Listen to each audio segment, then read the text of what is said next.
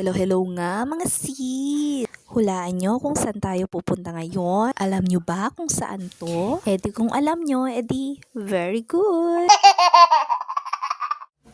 Ang ganda ng daan dito mga sis. Ang daming mga puno. Yun nga lang, ang init.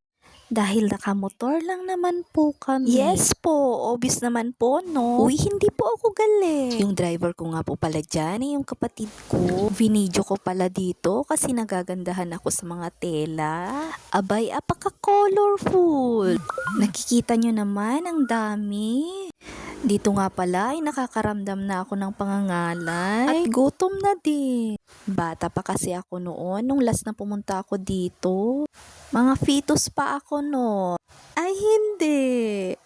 Itong tulay naman nila, ang ganda. Ang dami na namang tela. Parang gusto kong kunin yung pink. Uy hindi.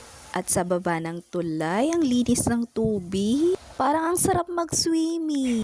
Mapapawaw ka na lang talaga sa mga tanawin dito. Nakikita nyo ba yung arkong yan? Yes po. Sa bayan ng Sanchez Mira nga kami pupunta. At sa wakas, malapit na rin kami sa pupuntahan namin. Evo Philippines. Baka naman. Nakarating na nga kami dito sa sentro nila. Naghahanap na nga kami ng makakainan dito. At kung may mahanap na nga kami, tumigil muna kami saglit para kumain. Few inches later.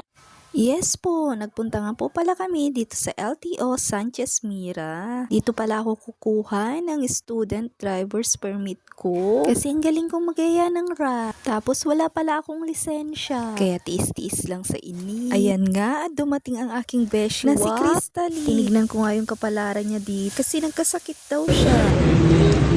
Kurang kati water. Kurang kapay tilapilay. A few moments later. Ayan nga, at sa wakas natapos na ako. Nakuha ko din. Balik daw ako after 365 days. Ay, hindi. 31 days. Para daw sa non-prof ko. Yun lang. Bye-bye.